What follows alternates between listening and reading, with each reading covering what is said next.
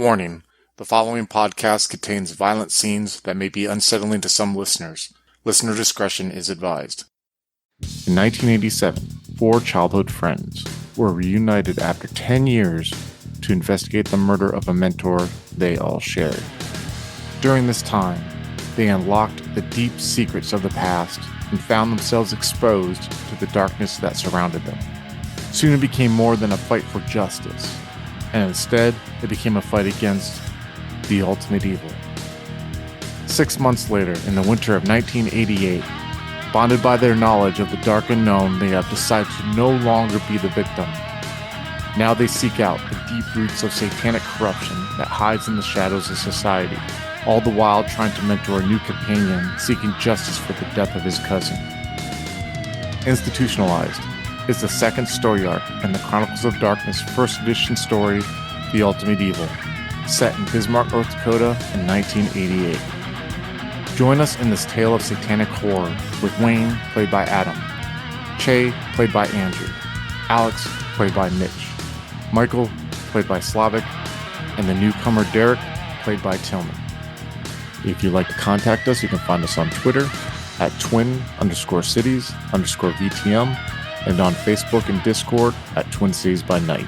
If you'd like to help support the podcast, you can find us on Patreon at Twin Cities by Night. We hope you enjoy.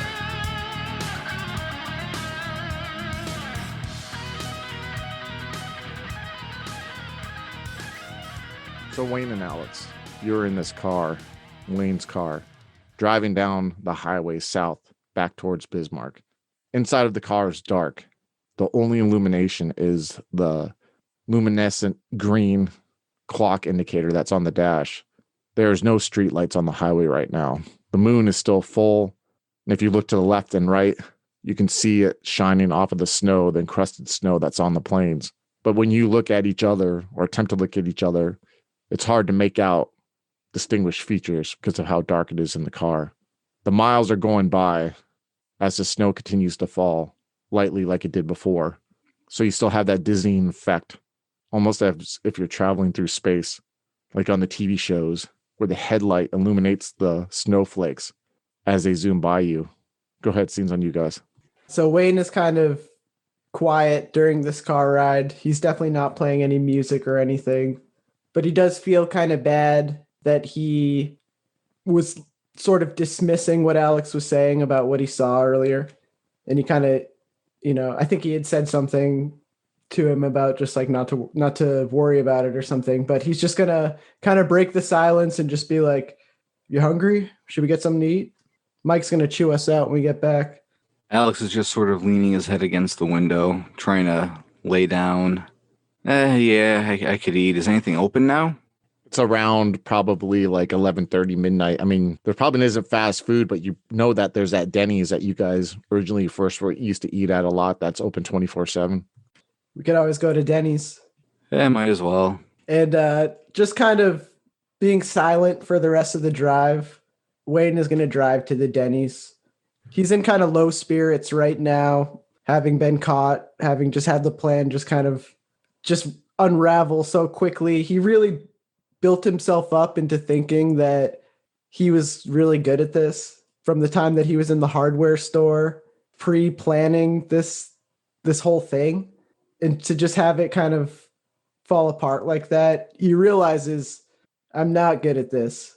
I kind of suck at this kind of thing. I'm probably not even supposed to be a private investigator. So you're focusing like on the I don't want to say material, but for lack of a better term, the material side of this, right? Like you weren't successful. You planned it. You went in there. But it's almost, to me, seems like Wayne's ignoring the catalyst of why it wasn't successful. And it was that scene that was in that barn where the horses start freaking out over something and Alex was comatose.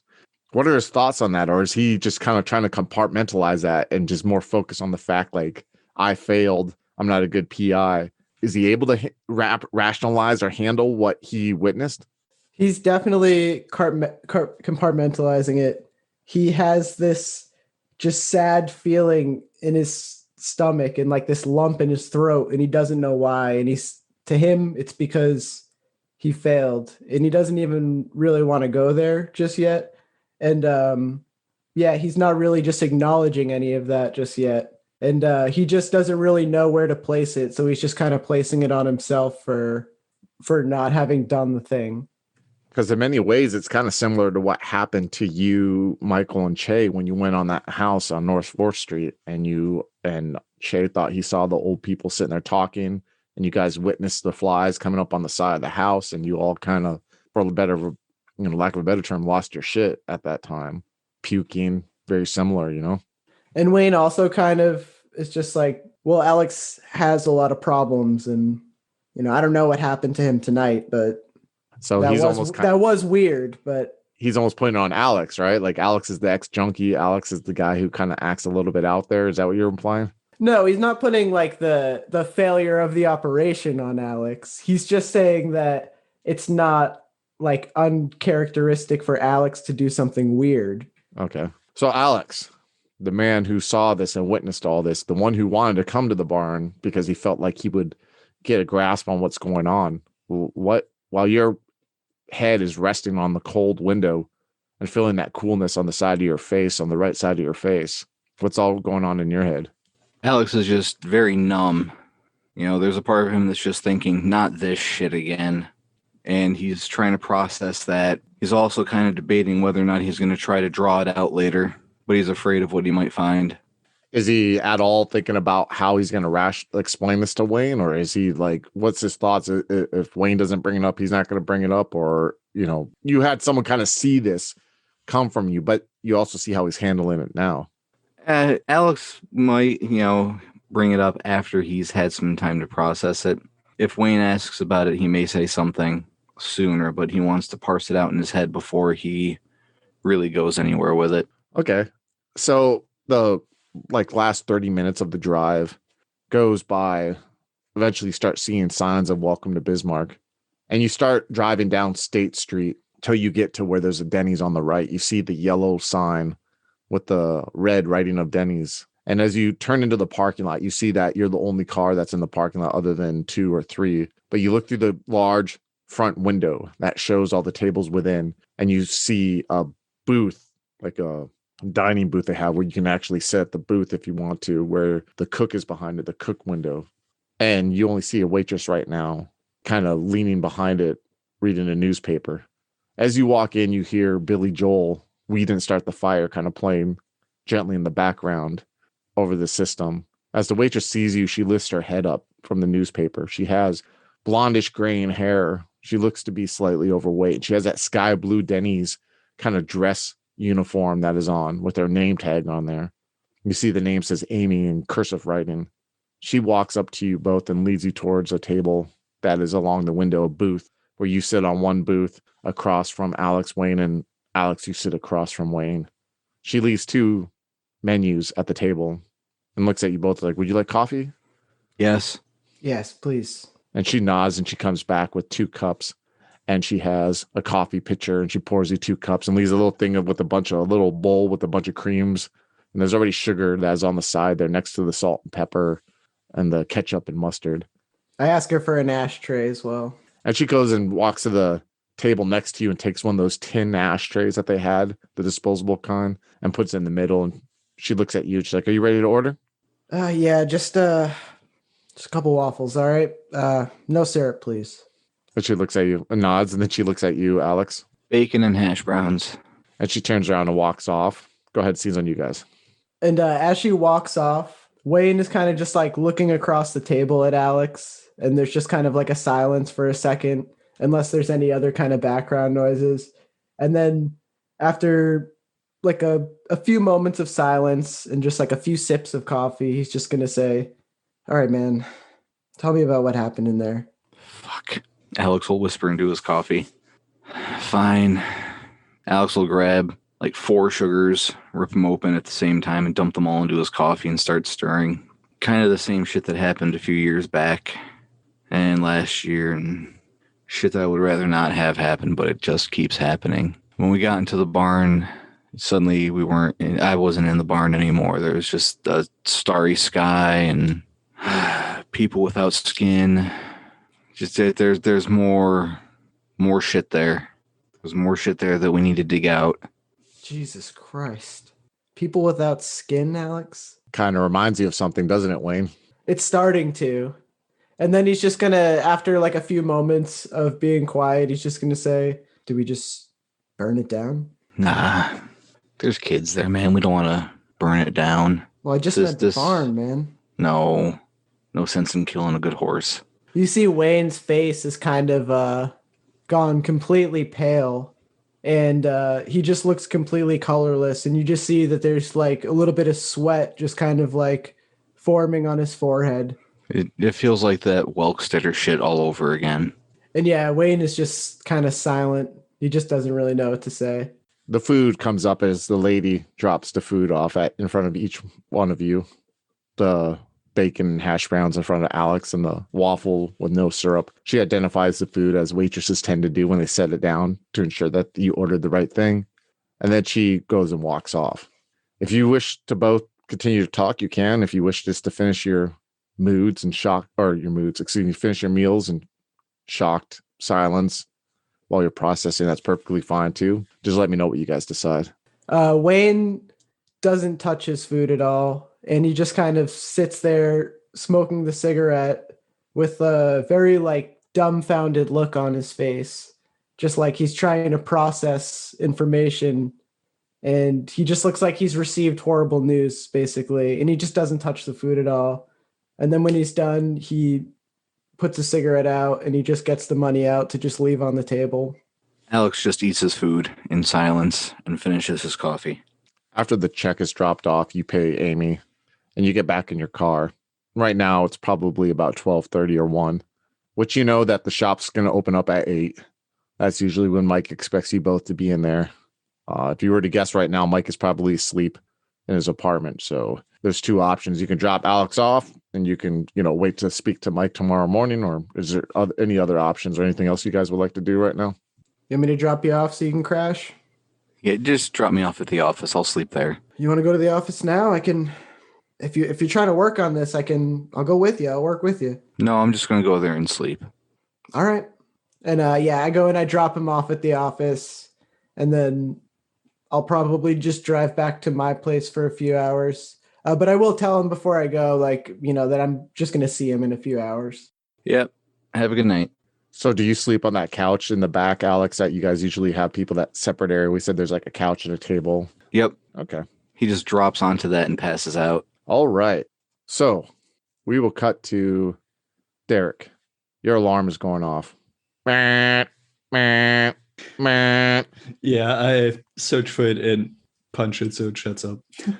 And you look and you see that's like 7 o'clock. Or what time would Derek wake up? It's about like a 15-minute drive to the shop. Is Derek the type to get up, like get as much sleep as he can and then, get up at the absolute minimal time? Or I assume that he's actually a light sleeper. And when he hears his mom getting up downstairs and hears the shower going, he's probably already like half awake. Yeah. So you can hear the noise from downstairs, and like after you get out of the shower, you're expecting to hear the thump, that breakfast is ready, like where she takes the broom handle, and it's like clockwork at the point where you put on what are you dressing like? Are you dressing like how the business casual you dressed like before? I mean, it's in the middle of winter, so it's very functional still. Yeah, he's probably got like wool socks and long underwear, probably. Yeah, but just jeans above that. And then several layers of, I don't know, flannel or polos and then sweaters. So after you get the clothes on and you're like doing the laces on your shoes, you hear the thump, thump, thump of your mom's broom signifying that's breakfast time. How is he processing that talk that happened last night with how your father was towards your mother about your working situation? Not that well. He's uneasy with the fact that his parents, that there's obviously issues between them. Like he tries to help them as best he can, but he can't sort out their personal differences. And I think this has probably come up again. And this is just a new story where it is coming up. And he hates being in between when they butt heads about something. Especially now that's kind of you that they're butting heads about in a way, right? Yeah, I think for Derek, it's kind of like something that they will have to face that he's going to make his own decisions about. So to him, this entire like disagreement between them is like pointless. For sure. So He hears the worry about from his mom, of course, but that his dad reacts this way, that to him is like not necessary. So, I mean, in a way, though, it's different than the fact that your dad is kind of defending you, right? Where there's always been this weird tension between your father and you, and this like kind of picking up this lack of a better term, like envy that he has for you, that you're working, providing for the family, and he can't. To see him though defend you in a weird way, in a roundabout way, which is totally uncalled for. I get it that Derek, obviously doesn't think the reaction justifies the means. What was his thoughts on the fact that his dad was kind of like, hey, I support you in what you're doing? Yeah, he gets that, but he just wishes it wasn't in this aggressive way. Yeah, it was very terse. I mean, like slamming your fist on the table is not a healthy way to communicate when you're displeased with something, right? Yeah, especially when his wife like put so much work into dinner and yeah. Making it special. Mm-hmm. So did your dad ever act like that before you got hurt? Or what was your dad like before you got hurt with your mother? I assume he was very closeted before he got hurt, and he still kind of is, but I guess every now and then he gets very frustrated with something, and then out of the blue he has like a tantrum. Yeah. Or he's not even all that aggressive most of the time. He's just very, he can't reach him anymore. He's just slumped on the couch and he avoids conversation. It's probably because of I could picture probably because he's of the working class, and he probably didn't have like that good of an education. He always worked hard to provide for you and your mother, thus the bodily damage that he received from the jobs that he's done. But he probably never knew a way to communicate frustrations he felt. So his first reaction was kind of like put his walls up, or to like the pounding of the table. He doesn't know how to, or he doesn't feel comfortable describing the fact that he wants you to be your own man, and he's happy that you're having a sense of like growth. So instead he pounds the table when he sees that your mom is countering that, and he doesn't know how to articulately put his frustrations. Yeah, he's probably very insecure. Very much so, especially with you working. He is probably happy that Derek is helping out and living in the same house still, but he can't show it. But he's also really insecure about suggesting anything else, which Derek's mom just did. So yeah, things like moving out or, spending time trying to find a girlfriend or something like that. For him, it's like, in this economy, I don't think so.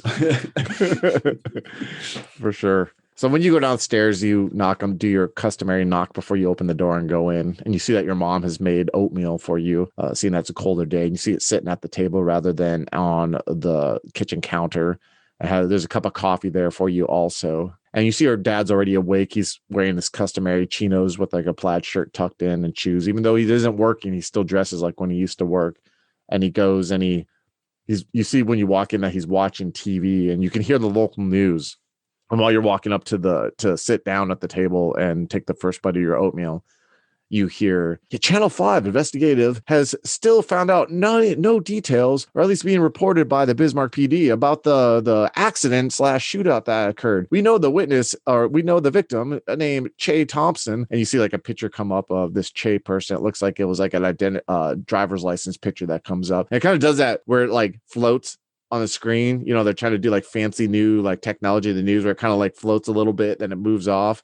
And then you see like the reporter come back up, and you can see like it's from the crash site where it happened, but there's just traffic going on behind her. Like it was recorded like in the afternoon the day before. She's like, we found out the victim was actually a private investigator, a PI who worked at a firm here in Bismarck. We still don't know why exactly what caused it. And again, police are not giving out any details if they do have any, but we will keep you up to date on what is going on. So stay tuned for tonight, where maybe we might have some more information. And you just see it like cut to commercials, and you see like it's a furniture store commercial where some like overweight guy's like, hey, well, you got deals walking on as you go to sit down and you start eating the oatmeal. And you see your mom's like, I'm sure there's like this weird tension where your mom didn't hear it, hear the story because she was in the kitchen doing something, but you see her dad like for a second just kind of like turn and look at you a little bit, and you guys get like eye contact because you're facing the TV, and he's like turning away from the TV and looking back at you, and he just kind of looks at you for a second. You see his hazel eyes just lock onto you, and then he just turns back around and he goes back to watching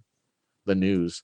I rub my temples so that he can see it, kind of like signifying, oh God, now we have the news team on our backs. Yeah.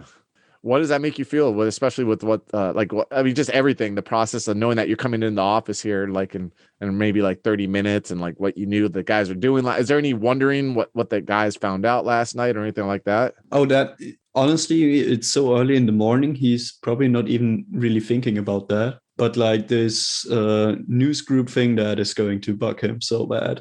Like in his head already, he sees like the cars from the news group blocking the entrance to the office, and he's going to try to get past them, and Like in the movies, like you see the TV shows and everything. yeah, exactly. And he hates it. Like, what is he going to tell them? I don't know Chayton, but I work here. Like, This is funny that Derek's first impression, like in Bismarck, is that it's going to be like like you see in the movies where like there's going to be all lined up in front of the office. You're going to have to push through when it's like a town of 70,000 people. Well, I mean, they're vultures. Yeah. They're like yeah. local journalists and trying to make it big. Yeah, for sure. For one sure. story they get per year. Yeah, for sure. Yeah. All right. So you make your way, you get in your van and you start it up and let it warm up. And then you start driving towards the office. Mike, do you get up when your alarm sets you off, goes off, or do you get up before your alarm? I'd say Mike gets up before his alarm. Your eyes open up, Mike, and you look at your clock and you see that, of course, you're awake 20 minutes earlier than you need to be. What are you doing? Well, Mike does the normal morning routine, shower, brushes his teeth. He's probably going to get breakfast from the lady at the office.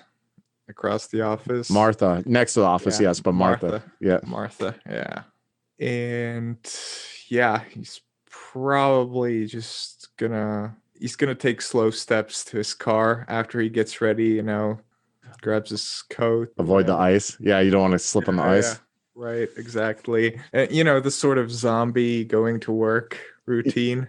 Yeah, when everyone knows it. And you pray that you have like salt or sand if you feel it under your shoes. It's a little bit of reassurance, that like I might not slip on my ass and hurt myself. What is going on in Michael's head right now after having that call from John Donaldson saying that he caught Wayne and Alex, and that John Donaldson said he's gonna stop by the office this morning and talk to you guys about something that may help out. Like what's Mike like going into work right now? Mike's pissed, and I feel like he's probably really, really mad that they got caught. So he's driving like kind of just like probably like getting annoyed at every red light he's hitting. Yeah. You know what I mean? He just wants to get to work. Just getting ready for that mental chew out, He's he's got the mentality for it. So he's replaying it in his head. He's just like, okay, this is how it's gonna go, right? So you pull up, you're on Main Street, and you slowly know you're about a block away from the office. So you pull up in front of the curb in front of the office, like doing the parallel parking, because that's how you guys park. There's not like actual like parking spots. And of course there's Martha there. It's like fucking like 7:30, and she's like like just smoking a cigarette, has this big bulky like winter jacket on because it's cold, and she just kind of waves at you with like the glove that's not holding the cigarette, the hand that's not holding the cigarette has a mitten on it, and she's just kind of like waving to you as you pull up. Yeah, Mike's gonna wave back, and then he's gonna say like, "Oh, hey Martha, you didn't tell me that you're making your place a boarding house now." And she just kind of like motions like to the window, like with her hand. You can't quite make out like what's inside. Sorry, what? And she's just like, your buddy, he's asleep on the couch. Not that I was snooping, but usually you guys don't leave the blinds open. Right. Yeah, I'll make sure the blinds are closed. Probably just a difficult work day. I figured. Do you need some of that magic potion I made there? Yeah, but I think I'll just take some for me and for Derek. Oh, she like looks at you for a second. She's like, well, are they in trouble, Michael? Yeah, pretty much. Oh, Jesus Christ, Michael. Is it that shit I saw in the news? And there's a moment you see where her like jovial manner like washes off her face, and you see like a genuine concerned look of like hurt, on her face. Well, in our line of work, it's just some mistakes that are worse or that you don't want to make. So I'm talking about Chayton. Yeah, when it comes, no, it wasn't related to Chayton, I hope. What's his, how's it looking for him? I don't know. I mean, talk to the doctors and everything, but what's gonna happen's gonna happen, I hope for the best. How's his family taking it? Yeah, I'm not even sure. It was such a haze. I remember sleeping at the hospital. You got a lot on your plate, huh? Yeah. Let's get you some of this coffee here. There's always like these couple of weeks where a bunch of stuff happens all at once. Yeah. I can tell you guys have been busy. I don't want to butt my nose into it, but Yeah. Just, be careful out there. It's a honey, mean town. honey, you should have saw me 20 years ago. All right. Anytime someone say something to me, I'd smack them upside their head and they'd leave me alone. Okay. Come on now. How do you think? Do you think it's easy to be a woman and be a successful business person here in this town? Like you're not going to go through shit. Come on now. And she just like opens the door. I get it, but I mean it. You say that as you like walk in and feel the warmth. She's like, I get it, but like, listen, you guys are doing good stuff. There's never been a business like this in Bismarck, like that, at least that I know of, right? So, I mean, you just got to remind yourself when shit's hard that you're doing a good service. I hope you're not like letting this, affect the way that you're viewing. Like, I hope you're not having doubts about what you're doing. No, definitely not. Don't have doubts, but I'm worried about the people, I guess. You mean the gang that works for you? Yeah, always, I mean, what is there to worry about? I mean, Wayne's Wayne. He could charm himself out of any fucking situation. And while Alex is a little, whatever, I mean, he's a charmer too. Y'all are fucking charmers. You know that, right? I'm surprised you don't have ladies lining up here to fucking want to go on dates with you. I don't know about that new guy. I mean, he's big, but I haven't really talked to him before, but he kind of looks a little shy. But I mean, you're going to be okay, Michael. It's going to be okay. It's just, let's just hope that I just hoped Che didn't say something at a bar that pissed someone off, or you know what I mean? Like there's so many hot-headed people here. And then with him being a native, I could just see something, some asshole fucking chasing him down and fucking doing over some stupid slight, It kind of hits you when she says that because like to her, she's not looking at like some mysterious man fucking went down and fucking, to her, she's looking at like, well, probably some stupid shit that happened at a bar. You know what I mean? And like, so she walks behind. She's like, so you again, and I feel like I have to defend Alex here. You really only just want coffee for you and the new guy. You're not going to let your other team have any of this coffee because I'm going to give it to them when I see them.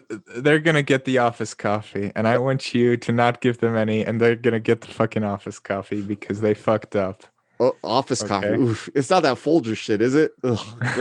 Anyways, let me okay. Look, we're on a budget, She's like, I hear you screaming next door about them taking Cokes from the Coke machine without paying for it. So I get it. You're on a budget. Okay. And she just kind of laughs and you see she like goes up to her little coffee thing she has and she's like pouring 2 cups and then she like goes and she like hands you that pink donut box. That sort of like pastry. She's like, just take what you need. And she like motions to both sides that already have like fresh donuts in there and everything. She's like, all so right. Michael, while you're like taking donuts, pointing in there, I feel like I have to bring up my daughter again. So, I mean, if you like the cow, you're gonna like the calf. So, when am I gonna be able to set you guys up when she's in town? She's gonna be in town here this spring for spring break. Yeah. What was her name again? Oh, her name's Claudia. But she's a good girl. Come on, she's smart. She's athletic. She has the great personality she inherited from me. You know what I mean? Yeah, that's what I'm afraid of, Well, you just like see her like for a second and you see like a donut go flying towards you, like a little piece of a donut. She's like, all right. She can see like Mike's sort of demeanor improve significantly. Yeah. Listen, I just want to set you guys up. I think it'd be good. If it's not you, it's going to be Wayne. And then the next in line is probably going to be, I don't know, the new guy. He's kind of shy. Alex is kind of like might be Alex. I don't know. But definitely, if it's not going to be you, I'm going to introduce her to Mr. Mustache there. All right. All right. You know what? Just have her call me when she's in town. You know what, though? Wayne had a hot date the other night. What's the story behind that? He came to shower in my shower like the same day you did. Really? Yeah. He was all happy, pepping his step. I mean, come on. It's been a while since I've done the tango, but I know. I can tell when a man's happy. All right. Interesting. I mean, just to recap, does Mike know about Wayne's date? I don't think so. Wayne wasn't like super out open about it, and he wasn't with Wayne when Wayne got the phone number. I think it was Derek who was with Wayne when he got the phone number. Yeah. Huh. Good for him. I might just give him a coffee because he had a date, but I'm gonna take your advice. I'm not gonna give him a coffee. Not today. Not today. They can get 2 coffees tomorrow, but not one today. All right. So I'm gonna put in some earplugs because I'm sure it's gonna get loud next door. So you go and have yourself a good day, okay? All right, you too, Martha. All right. And she's just like, Like I said, keep safe. yep, yep, yeah, of course. Jesus Christ, you think we live like in New York City or something? You hear as the door closes behind you, you know? Yeah, Mike sort of closes it and just mutters, "I wish," under his breath. Oh, wow. Then he'd be Mr. Big Shot. No, I'm just Probably fewer Satanists there. Damn, dude. Like, for our Bismarck peeps, you know, sorry.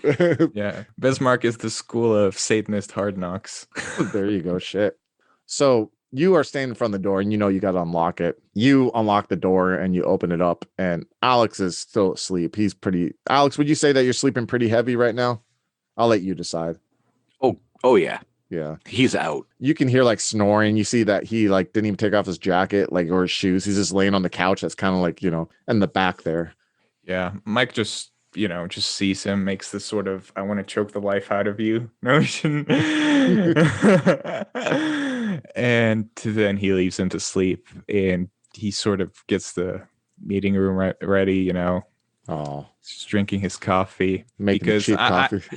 yeah, making the cheap coffee, the punishment coffee. And you know, he's gonna chew them out, but it's gonna be like in a meeting or Okay. whatever. Wayne, you hear music start blaring.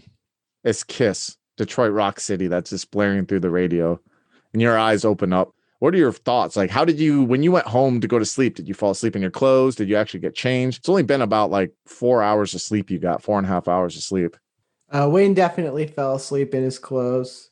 He kind of just didn't sleep under the covers. He was kind of just laying on top of the bed, his mind racing, and then eventually he just passed out. But he awakes to the alarm clock kind of startled. He wanted to kind of get a jump on things so he could be there before Mike maybe, and kind of just like ease him into this whole situation, but he's like already running a little bit late. So he's just like, fuck. He gets up, brushes his teeth, washes his face, throws on a t-shirt, throws on a flannel, throws the jeans on, gets all dressed, puts his jacket on, and he's out the door. You know, it just kind of locks it behind him, and he's quickly on the road. So you pull up at the same time you see Derek pulling up. You see Derek's van's like pulling up. You actually see like the lights on the side, and you can like kind of look a little, or you see the brake lights turning red, like he's braking and he's about to park. And you kind of like crane your head a little bit to look past it, and you already see Michael's car is already like in front of him. So now you're kind of like parking just almost in front of Martha's bakery, you know. And when you get out, you see Martha's just like standing by the window in the inside, like she's putting some rolls like in one of her shelves, and she looks at you and she's just like shakes her head, and then she goes back to putting them in. And with my head kind of bowed down in shame, I give her a slight nod and wave.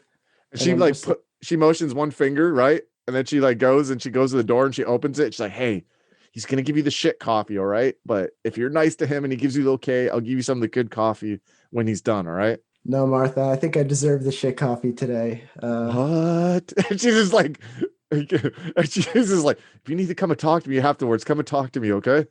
Yeah, I think I might need to. Okay. And she just nods and she just like closes the door, you know, like lets the door close. You hear the bell ring. Ding. Wayne feels like he's going into the principal's office right now. And Derek, okay, go ahead. Yeah, Derek, you get out. Does Wayne try to hide that he's nervous, or does he like openly look like he looks like he's anticipating like something? He looks like a mess. He looks like shit. So you see Derek, like you're getting out and you're walking along, you step on the curb and you see Wayne, like he was just like talking to Martha, and you kind of like hear something about coffee, and you look at Wayne's like mannerisms and you're like, oh man, he looks like nervous. And you see like there's a moment where you guys both get eye contact. I'll go ahead and say scenes on you guys. Hey, Derek, how are you, buddy? Good. You? Good. Hey, why don't you head in there first? I'm just going to hang back here for a second, smoke a cigarette.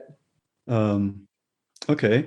By the way, I believe we're going to see news groups today, or maybe get a few calls. And Wayne kind of looks at Derek like maybe he heard about what happened last night, and he's trying to like, maybe Mike put him up to this, like some kind of joke to punish us for screwing up or whatever. And I'm just like, you know what, man, that's not funny. Dude. Come on. I mean, what? Of course it's not Did Mike put funny. you up to that? No, I saw it in the news this morning. And then So- Wayne flicks the cigarette out like really hard, and he's just like, "Come on, buddy, let's go talk inside." Do you enjoy games of humanity fighting against the supernatural, literally? Then you'll definitely like our game Corruption. This Hunters Hunted 2 game is set in Washington, D.C. and follows an eclectic group of hunters who bond together through their brushes with the supernatural.